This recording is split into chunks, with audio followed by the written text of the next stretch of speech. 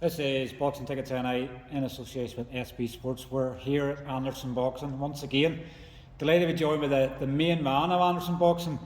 It only feels like yesterday, obviously, we'd done the last interview. I've obviously been in since and interviewed others, obviously within the gym. So, first, obviously, outing with you in 2023. I think when we last spoke in December, it's probably a sombre sort of moment because we'd obviously the passing of Harrison Jameson. Obviously very, very tough for you in the fact that, and I know that we sort of spoke about this previously, I think you were maybe the last person you knew that before he obviously passed and obviously going home from the gym. But I guess obviously we're away from the winter weathers, we're into the summer weathers. We've had a massive start to the year, but that's a ninth show just done there last weekend. Boxing's booming. I don't think I've ever seen it, Dan, and you'll probably correct me if I'm wrong, but I know you've been in boxing quite a long time, but I don't think I've ever seen Irish boxing as fluid as we've had it. We've obviously had 2 world title fights in the first course of the year, 9 shows, been in Cork, Waterford, Galway, Belfast, Dublin. Just on that point, like when you say flowing, there was no shows down south for years. So if you think about this is the biggest flow. So if you think, God, my first time doing the corner was 2014. So we're coming on 10 years in pro boxing. Starting off in S&C, then becoming a second, doing a lot of corners back then to now, and now obviously head trainer with my own professional stable. So one hell of a ride and one hell of a journey. But what you just say is there, like I've seen boxing at its bleakest. So I remember Paddy scribbling for fights, the McGuigan era. So we'll go through the years. So it was McGuigan's, then it was MTK, and then obviously we're in the Conlon era. So we've talked a wee bit about me sort of being through all 3 eras. But if you look, I don't actually think, is there another boxing coach in Ireland maybe that's still active that's actually seen all 3? I'm not. I don't know. You'd have to look hard to find one. Like, you probably have to go to the bigger realms. Probably maybe your Tony Davids and things like that has obviously been around boxing since the start, pretty much. That'd be fair. Like there'd be a lot of older coaches, but I say sort of younger coaches between 30 to 50. Like, is there anyone that was about from as far back as McGuigan's? That'd be an interesting. When I mean I mean they're active now, still active and still very much involved in the sport.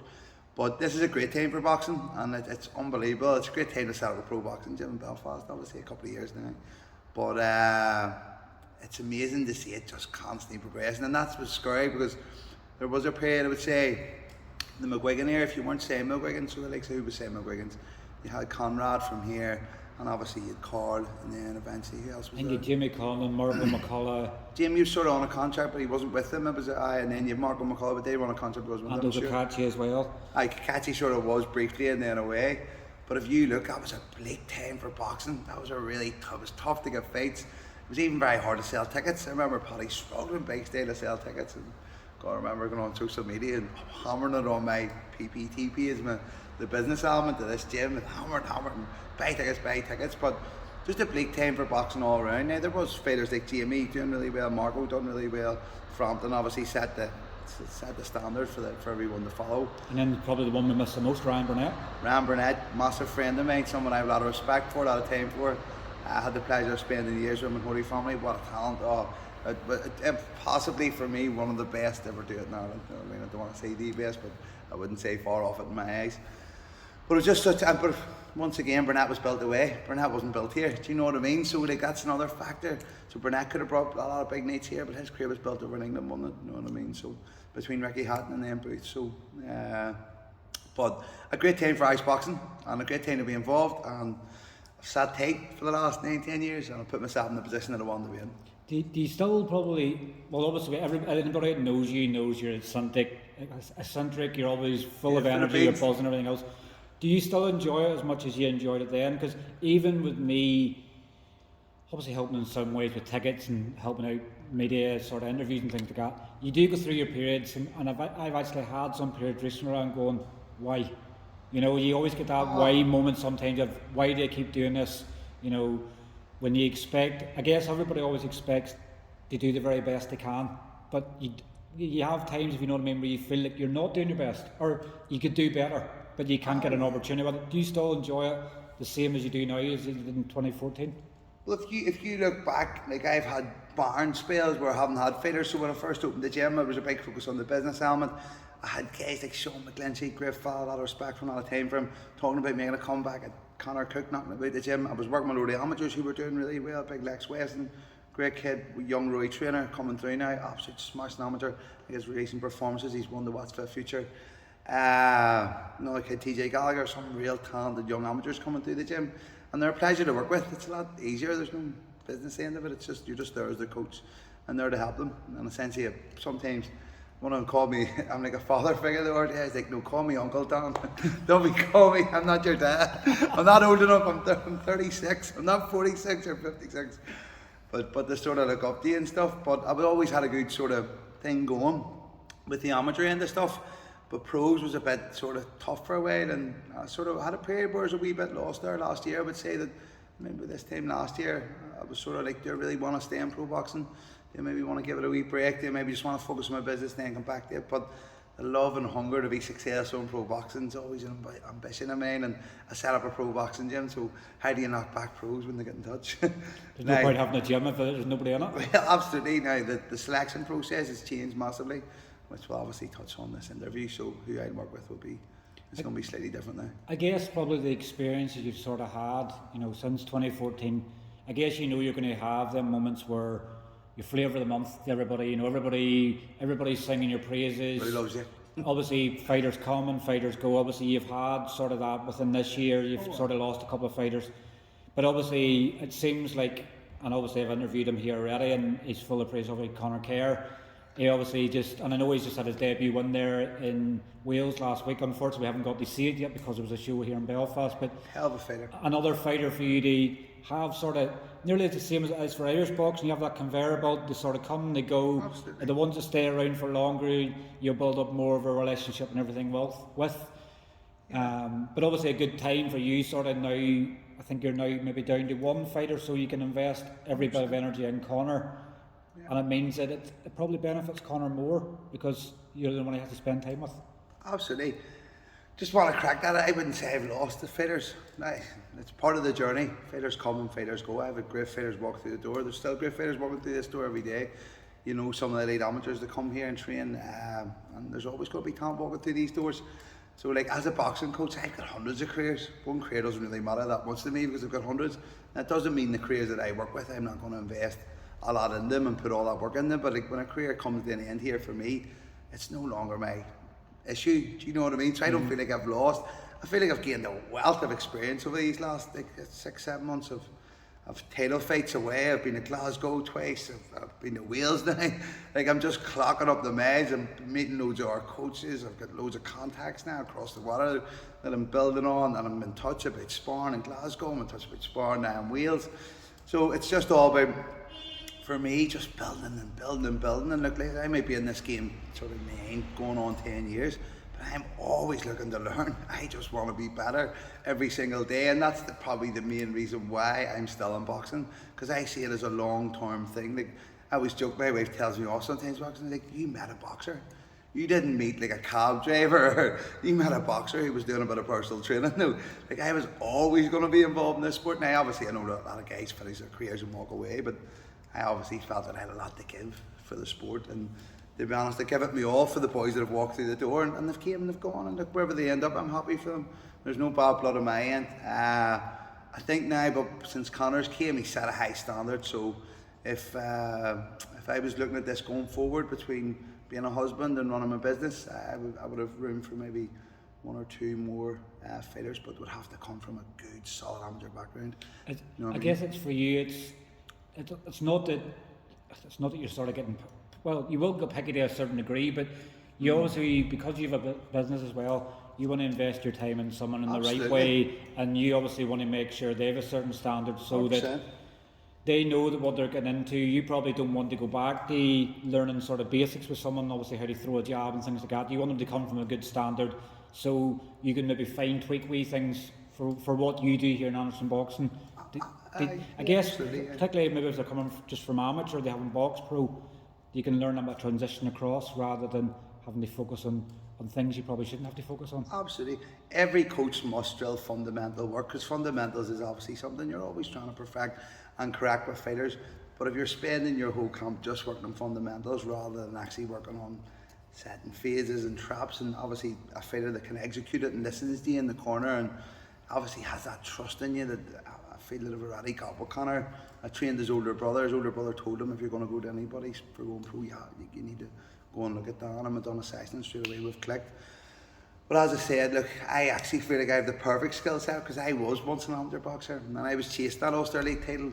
I got the quarter or semi and I had a cracking fight. I was unlucky, obviously I lost, but like I was, and I potentially could have went professional now because I started to give up my time and started doing a bit more coaching. I got married, it started to trail me away from being a boxer, and I always look back and regret, what if I had pushed on in amateur boxing?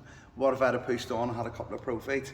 So like I personally feel with that experience that I can help the young lads who potentially could end up getting to a point where they've sickened themselves of amateur boxing, make the transition comfortably, and between my boxing experience, my strength and distance experience, working with elite athletes for the last 8-9 years, so I feel like I have a lot to give. And personally, as I said, going forward, they have to come from a decent amateur background for me. Unless they have, I'm just not willing to invest my time. I've got cracking amateurs in here already, so like, if you know what I mean, they have to be close to their standard coming through. If my amateurs are better than the pros, then for me that's something that I need to look at and actually consider, look, where's my time best spent? But I'd be better giving, and I have been recently giving loads more time than my amateurs, who are the future of obviously boxing, the future amateur boxing, and some of them potentially could be the future of Anderson boxing. They potentially will turn pro, because Anderson boxing at the end of the day is a professional boxing brand, and for me it's going to be an elite brand of boxing going forward. And obviously what ties in with that is fighters with a good amateur pedigree. Don't get me wrong, a fighter comes in here with unbelievable talent and blows my mind and comes in and spars boys and you're like, whoa, like, but he'd have to be a lot of sort of talent for me to actually consider, like, if they don't have an amateur pedigree or a decent amateur pedigree. Some guys I know come from kickboxing, and you've seen some great transitions. Dave Rand, good kid. Dave Rand, Jimmy Morrissey had great transitions, had great careers, but they've came from a long-standing fighting background. Do you know what I mean? So like, I understand that different sort of sports may transition well. Personally, as I said, I don't want to feel like I'm having digs on anybody, but like personally for me going forward, if they've got the amateur pedigree, I've got the knowledge, I've got the experience, I'm already doing it with Conor. I've got room now for, say, 1 or 2 more fighters. A lot of fighters, a lot of coaches want to work with a lot of fighters. For me, I'd rather give 2 to 3 fighters my absolute all than be sort of like have maybe 6 or 7 and be under a lot of pressure and have to run the business. So I'd rather give 2 or 3 fighters a lot of attention. All they're trained in-house, you know what I mean? Strength and distance here. I'm trained up a strength and distance coach with my knowledge, already works for me, and we've got absolutely everything. You know what this gym's like.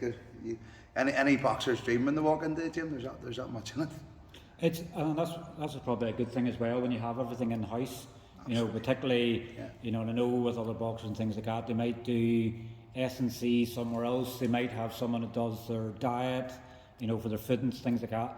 If you can have more of it in the house, it means you probably know more inside the head of a fighter. And particularly because your job, obviously, in a corner of a fighter, sometimes it gets, not for you, but obviously in general, sometimes the corner probably don't get the credit they deserve. Like, your job as the corner to protect their fighter, and if you don't know everything that's went on in a fighter's camp, how can you protect the fighter to the best of your knowledge? If they get hit by a shot in the chin, Craigie, how's his strength and conditioning in the fight? How's he going to recover? Absolutely. If you don't know that part, absolutely, it makes it easier for you to throw in the towel when your fighter could actually still be okay. Well, I personally, like, for obviously being as a strength and distance coach for years in boxing, probably being one of the more sought after strength and distance coaches in boxing, I sort of felt I've had my time with that. I've done that. So when the lads come to me now, I'm like, well, I'll do the conditioning work because I've got all the stuff. I'll do the boxing, but we'll maybe get you to work with our S&C coach. Whereas now, since Connor's came, I've sort of thought to myself, well, look, there maybe is other S&C coaches out there, but are they going to work on the right stuff, or are they going to work on what I want the fighter to work on? So for me, it's not about being a control freak. I know I have a wee bit of OCD and ADHD, which we'll have a laugh about, but it's not just about being a control freak, but it's about being in control, because I'm the man that has to throw the talent. I'm the man that has to protect the fighter. A lot of fighters don't really understand it. The main job for the coach is to protect the fighter. So see, if I don't feel like in control, or a fighter's not listening to me in the corner, I can protect them. I can't really be in their corner then as well. So like, you need fighters that invest in you and you invest in them, and so there's a lot of trust in. you can see the success in Irish boxing. D. Walsh, for example, look, he's had a great run. Ian Mahout's having a bit of a run there, and I know some of the lads maybe have left here, went there. And like there's loads of good coaches out there. And something I want to touch on as well. There was a real premise that if you have to make, you're going to make it in Irish boxing, you have to go to England to train. Like that, for me now, I think that's ludicrous, because you've got the likes of D. Walsh doing well, you've got Ian Mahout doing well, you've got coaches based closer to home. Now, I'm myself, obviously, with opportunities, maybe take on more fighters. Like there was this real thought process had to go away. Like I'm already planning stuff for Conor across the water in Glasgow. So like instead of thinking you have to go away, get the coach that's going to bring you away. You know what I mean? I know, for example, D brought Paddy away a lot for sparring, and the likes of Conor and stuff. Do you know what I mean? So like coaches are starting to like get a lot more clued in over here, and obviously starting to like produce champions and do really well. And I think that's essentially what all those coaches are in this gym for. I'm not in boxing for money. If I was in boxing for money, I wouldn't be in boxing. You know, there's not enough money in it. Obviously, in the early stages, obviously maybe 5-10 years down the line, you have a couple of champions at a high level. It's a different story. But like I'm in this because I love it, and I'm extremely passionate about it. And it gets me out of bed in the morning, and it gets me excited. And like I have to be in that sort of thought process. Like, do you know what I mean? Because I'm giving up a lot of time away from my business, and I'm willing to give that up for the right sort of style of fighter, and for a fighter that I click with and gel with. And to be honest, like, Conor's been an absolute pleasure. It's actually been so much. It's so not so much, but so easy to coach Conor, because like I know him from amateur days. I know what he's good at. I seen him fight Duke Gallagher and be very unlucky when I thought he got decision. It was the same night I had Lex Weston fighting for the middleweight opportunity to go to Commonwealth Games, and actually done really well. I was very unlucky not to win. So I've sort of felt the pains he's felt as from a coaching perspective, and I've obviously seen him do really well against Ireland's number one, and Duke Gallagher. What a fighter! He's probably going to go to, I think he's like qualified for Olympics. I'm certain he has qualified for Olympics. Oh no, I think he beat the thing in the first round. I think he did. Oh, sorry, wait, I think we get lost because 5 people qualified last week, and they're sort of going. Oh, he hasn't qualified. Sorry, I was thinking I'm getting me messed up. Maybe with Dean Clancy, the look-alike. So, but he's potentially going to go to the Olympics. Like, and Conor give him a harder fight than anybody give him in the Commonwealth Games, in my opinion. Obviously, everyone's got their opinions. It's a very opinionated sport, isn't it? At the end of the day, like, do you know what I mean? But like, knowing Conor's pedigree, he's been boxing at a league level from 2015. He's always got the final. And I guess is what I would urge is like, if you're a fighter out there who's always getting to the final, and you know the guys are maybe always going to be slightly ahead of you and picked in front of you because of maybe their amateur standing or the box for Ireland and stuff, you have to consider, like, are you going to just keep knocking on the doors as an amateur and falling short? Or are you going to start building your pro career? This is what a lot of amateurs, I think, really need to consider. And as I said, I feel I have the skill set to be the guy to help them. I think next year probably might see quite a transition, probably in amateur, obviously depending Paris Olympics next year, but I think obviously afterwards it doesn't look like boxing might be in the Olympics in 2028. I know there's been a lot of change, obviously different organisations things. A lot of corruption. A lot of corruption changed. Yeah, but I think a lot of it's changing. Whereas is boxing going to be part of the Olympics in 2028? Obviously, I know you're very friendly with Aidan and Michaela Walsh. You're obviously probably regarded as probably some of the best amateurs, if not the best. Two Olympians, Commonwealth Games, gold, medals come out of medals. But obviously for a lot of amateur boxers now next year they might go, you know, what's next? You know, they go pro, they keep battle running amateur boxing, knowing there might not be an Olympics. So next year might see a lot of transition for people changing code from Olympics to the professional ranks, or decide just to pack it in. Well, obviously we don't know about the Olympic thing. The Olympic dream is why I think any amateur boxer, anyone who's maybe pursuing amateur boxing, you should pursue the dream of the Olympics and the Commonwealth Games, especially if you start at a young age or you're naturally sort of a gifted or talented fighter. Obviously, being gifted and talented means nothing if you don't put the work in. But essentially, like, do you weigh it up then and you go, right, if there's not an Olympics, if the Commonwealth Games is so many years away, am I going to hang about that and like maybe waste your peak? A lot of guys are coming maybe to their peak at the weight category they're in, because like you understand yourself more. Like certain weights peak at certain times. Like obviously the heavyweights can go on a lot longer than the lighter weights. Do you know what I mean? So lucky them, they can eat whatever they want.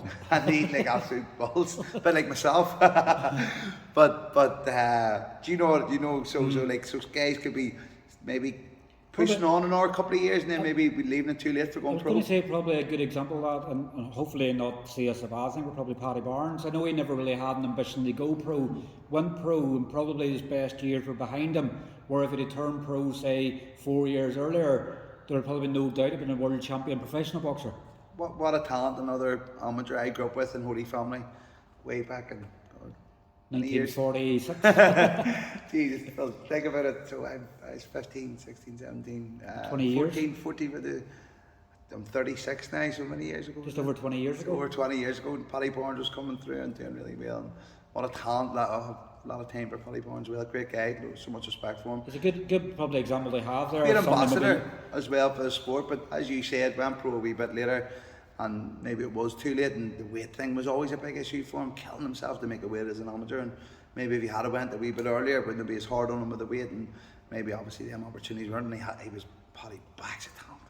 He was one you watched in the gym, and there's some spars that happened in Holy Family back in the day, and you'd be like, whoa, some absolute epic spars. Frampton was there, Burnett's knocking about, the Walshes are coming through, the Upton brothers. There's some serious talent when I was knocking about Holy Family as a young lad. We seem to be sort of in that sort of new breed now. Obviously, you know, your Framptons, your Burnetts, your Barneses, you know, TJ Dehaney's obviously still about, who obviously is a former world champion, but you're seeing that sort of, it's like a new wave coming through now. Absolutely. And I think, and I know I get criticised sometimes for saying obviously we've went a bit of time without a male world champion, but we're going through that sort of transition that it's going to take a few years. We didn't have anybody sort of set up nearly in the way. Obviously we know Mick's obviously had 2 opportunities recently and obviously came short, but we seem to be getting that conveyor belt now. It's coming through where we're seeing a lot of domestic fights happening. Yeah. We're now starting to see, you know, People are taking risks. you know, people are taking the risks and everything else, but we're now starting to see that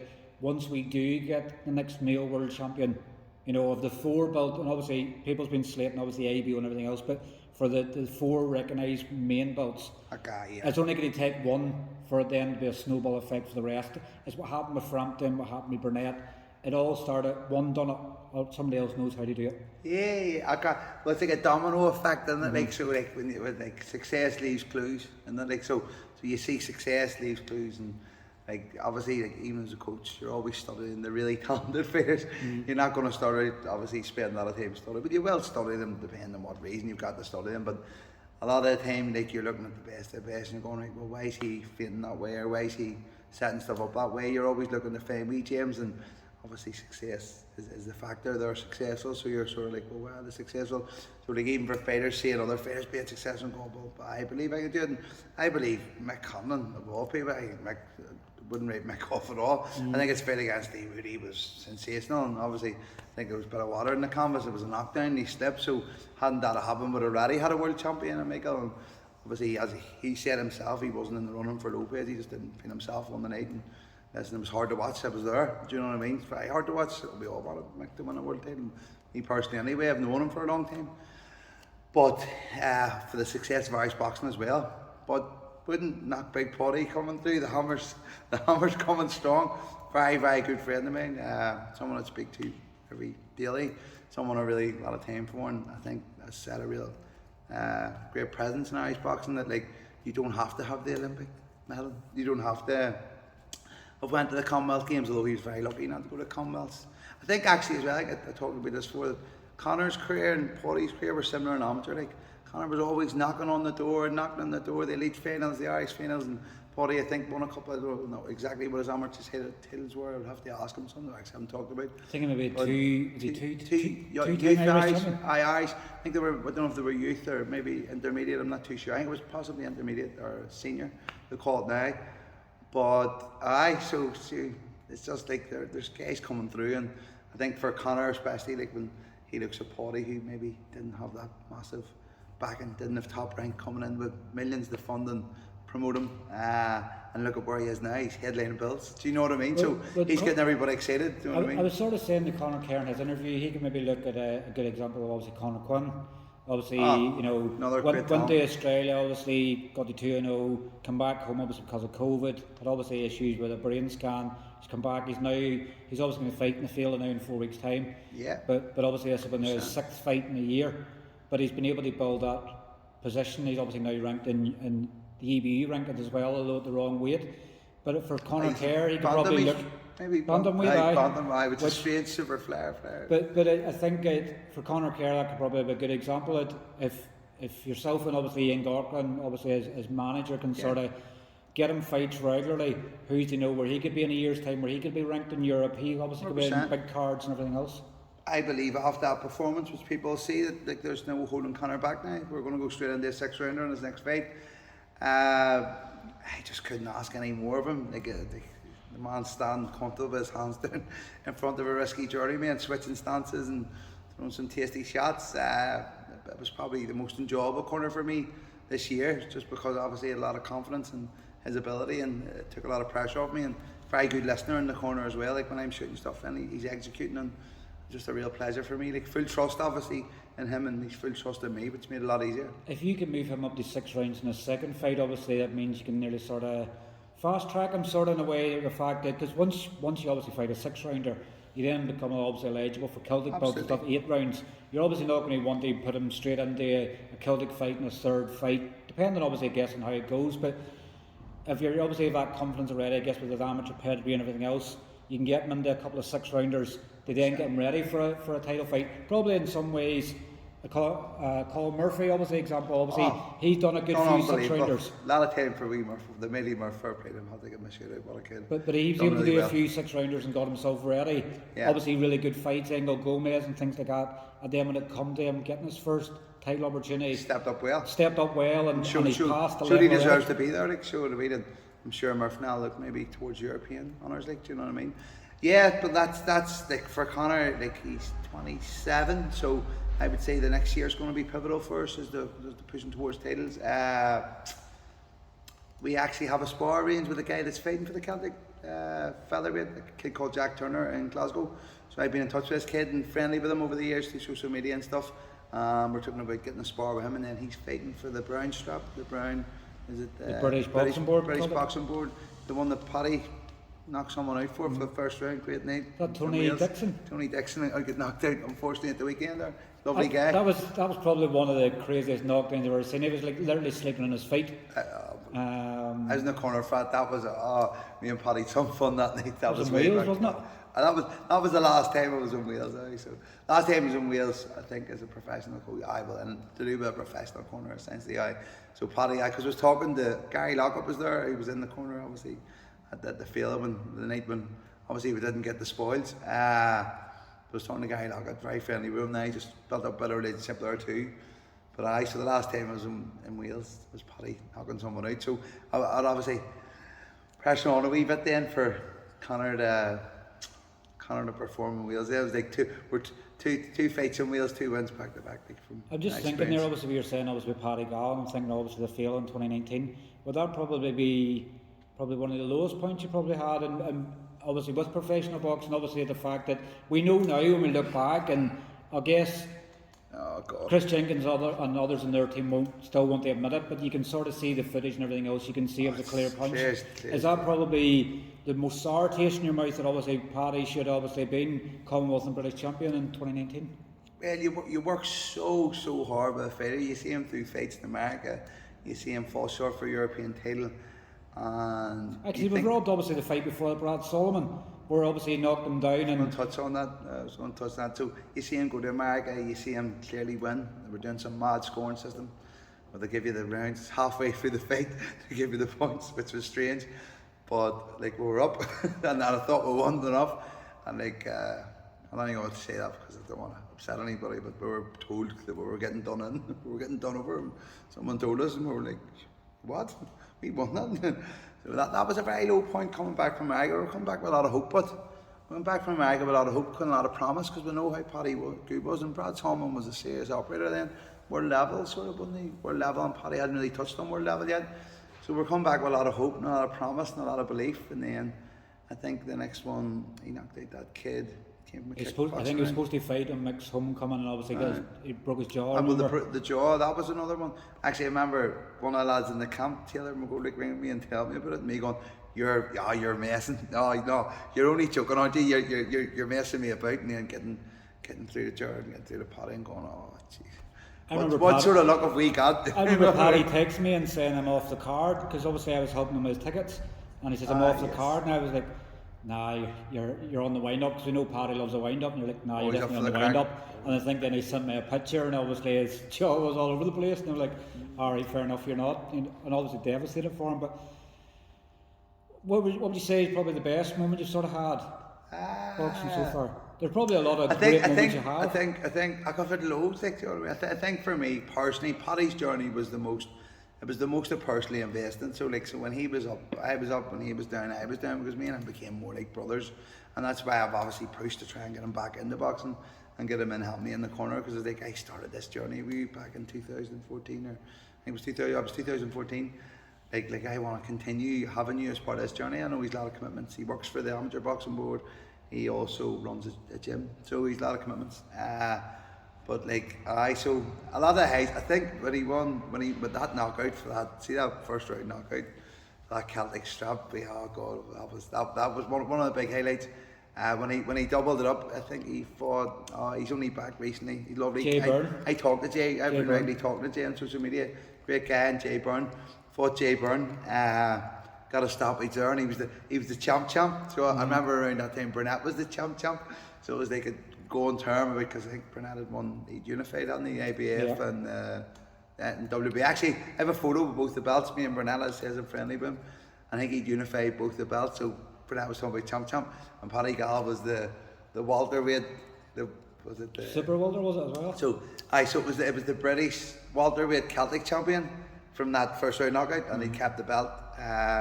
And then he was the Boxing Union of Ireland. The Boxing Union of Ireland Celtic champion. So I'd say that was a great night for us, a massive. And then loads like Gary Murray, what a guy!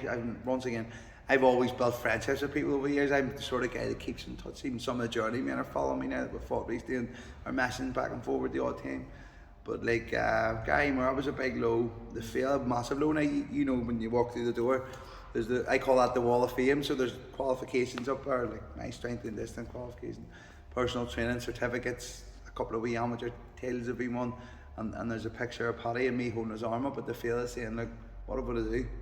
Like, what have we to do to win a fight? Do you know what I mean? So we're both standing at the end. I think Jared was that raging, and Jared just went on back to the changing room, but me and Paddy stood, and we were and then we went back, and he was getting tested by his VAR or UCAD, so he's back getting tested by UCAD, and you could just see he's struggling, and then we're back home that night, and he's just, he's trapped wind, he's feeling terrible. I was talking about bringing the hospital and on. People don't see outside of boxing how tough it is in the body, and you're just like, God, you actually won that. And that's why the Wall of Fame, Paddy will always be on my Wall of Fame. And obviously, it's not harsh that you don't make the Wall of Fame, but I think it's nice to have a wall in the gym that's dedicated to fighters who have achieved and won a title, because essentially, why are we in boxing? We're in boxing to create champions. Why is a boxer a boxer? Because he wants to be a champion. You know what I mean? Where do you see the future? Obviously, you've got your own gym, and obviously got quite a lot of things within the gym. Where do you see the future for Anderson Boxing? Obviously, what you're saying, you're going to have room for one or two more fighters. Yeah. Where do you see? Do you know you start to set? I guess obviously Connor's going to have his own individual goals of where he wants to do, but where do you see the future for Anderson Boxing?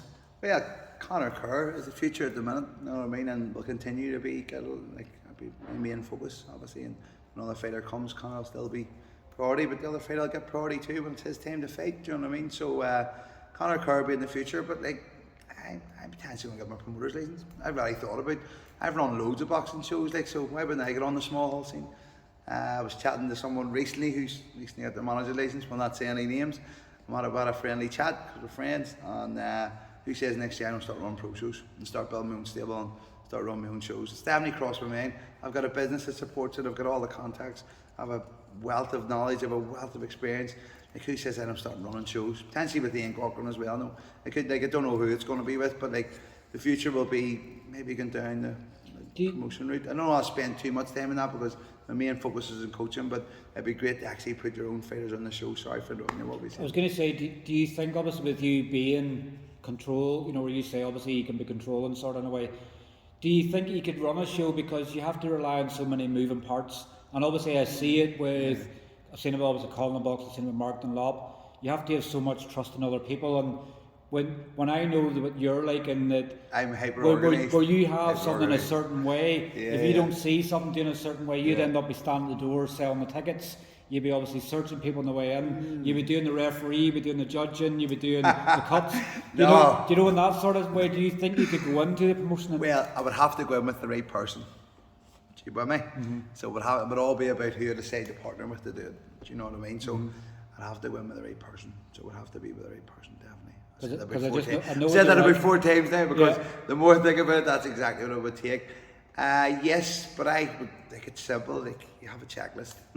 Everyone works off a checklist. You work the guys as a team. No, it's not hard to work the guys as a team when everyone's on the same hymn sheet, is it? No. The only times you see issues in teams is when people start signing off different hymn sheets, and that's when people don't, obviously, things don't work, like, do you know what I mean? So futures possibly, as I said, futures in Conor Kerr as a fighter. From a boxing perspective, who says that I won't go in, dip my toe and run a couple of shows and see how it goes? Might not. Might get that busy coaching fighters that might not become a priority. And obviously there's other great guys out there. Mark done up, I say, a great job. Collins are doing a great job. I know there's other talk of other guys running shows, so just see where the journey takes me. I think after 9 going on 10 years, I'm still standing. I'm still in love with the sport. And you've no real grey hairs yet that we can see on camera now. But yeah. But obviously it's always great, I guess, the last time we had a sombre sort of interview, obviously more with I guess people can sort of see a bit more of the more friendly, bubbly you. Obviously, I don't think you've stopped smiling the whole interview. Yeah, so I'm happy. That's the sort of happiness everything in sport, isn't it? Like? That's the sort of person you normally are, that I know from obviously, the 5 or 6 years that we've sort of known each other. I've always known you in that friendly thing. So at least we have a different interview, obviously in different circumstances now. Positive. But obviously it's a pleasure, obviously, calling in for a chat. I know that I've slated your gym and obviously interviews over the last year, obviously saying that there's no heat. Getting the heat in. We don't need jackets on today, although I normally wear a jacket now, but it's warm in the gym today, so not every time you're in Anderson boxing that it's cold, it's warmer now. Well, we're ready, we're agreeing, we're speaking again about getting the extractor fans in. Yeah, we're getting the heating in, so we'll have heating in for this winter. So very important process, especially for fighters who want them to be toasty in the winter. And obviously I've talked about maybe Monday camps away too, like a Lanzarote and stuff, so it's all in front of me. Well, listen, thanks very much for your time as always, and I'm sure we'll catch up with you very soon. Pleasure, Morty. Thank you, folks. Cheers.